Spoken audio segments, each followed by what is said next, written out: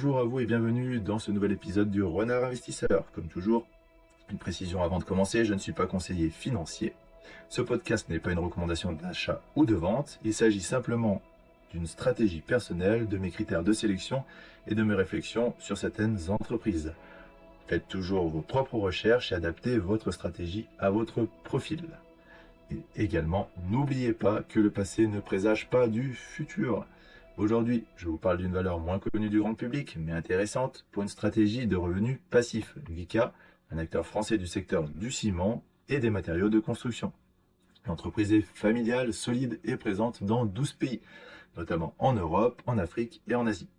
Son activité repose sur 3 grands segments.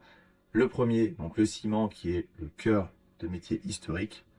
En deuxième, nous avons le béton prêt à l'emploi. Et en troisième, les granulats essentiels pour les chantiers d'infrastructure.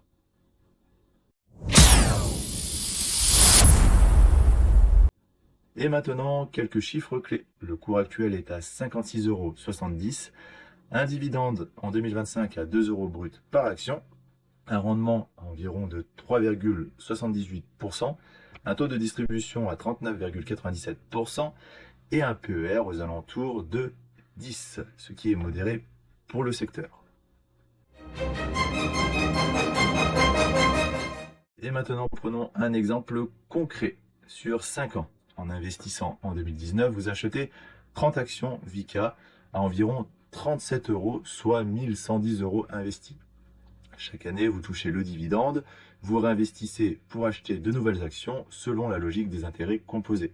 Voici ce que cela donne sur 5 ans avec une hypothèse de dividende stable aux alentours de 2 € et un cours progressif atteignant 56,70 € aujourd'hui. Donc vous auriez cumulé en dividendes et en les réinvestissant environ 165 €. Vous auriez pu acheter environ 4 actions supplémentaires avec les dividendes réinvestis. Au total, vous auriez aujourd'hui 34 actions valorisées à 56,70 €, soit un portefeuille de 1927 €.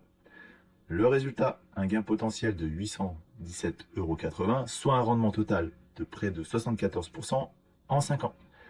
Et tout cela sans fiscalité si vous êtes dans un PEA, tant que vous ne retirez pas les fonds. Et encore une fois, n'oubliez pas que cette performance correspond à un historique et ne présage pas du futur.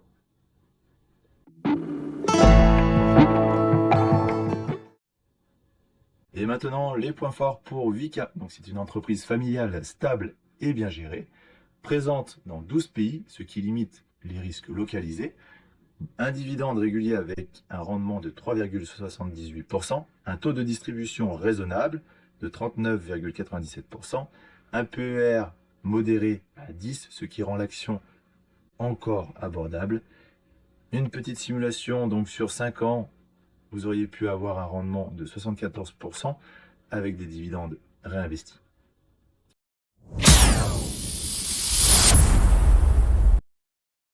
Merci d'avoir écouté cet épisode jusqu'au bout. Dans le prochain épisode, je vous parlerai d'un autre acteur très connu du secteur de l'assurance. C'est donc AXA. On verra pourquoi cette entreprise peut être un bon pilier pour une stratégie à dividende avec un rendement intéressant, une diversification géographique et une politique de distribution stable. Alors pensez à vous abonner, à activer la cloche et on se retrouve très vite dans le prochain épisode du Renard Investisseur. À bientôt!